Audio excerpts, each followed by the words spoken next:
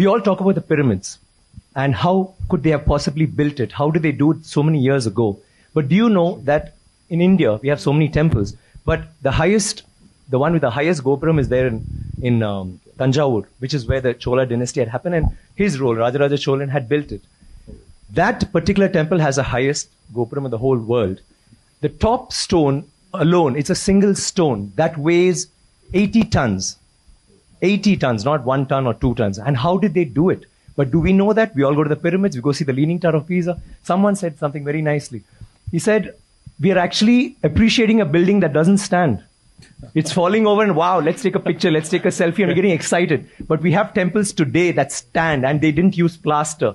Do you know that for this particular stone, they had to use a ramp, which was 6 kilometers long, which was pulled by bulls, elephants, and people. 6 kilometers long to get it up there, without any machinery, without any cranes, without anything. And they didn't have plaster. It's withstood 6 earthquakes. You know what happens when an earthquake comes? Without plaster. What they have done is they have an outer wall. Then inside that, they have a corridor of 6 feet, which is an open, just a corridor. And then they have another structure inside, which goes all the way to the top, which is why they can withstand earthquakes, which is why they stood so long.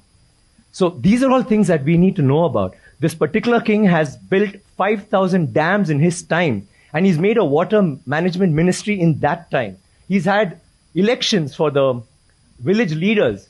He's asked them to name cities after women. Why should it only be men? Why can't it be named after a queen? And they've had hospitals, free hospitals, and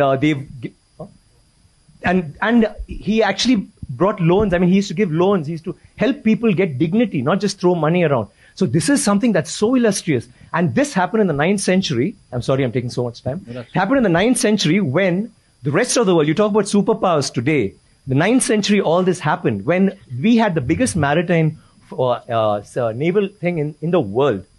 And it went all the way to Bali, all the way to Malaysia, and went till we sent emissaries to China. And you know what was the superpower doing then? America hadn't been discovered by Columbus till 500 years later.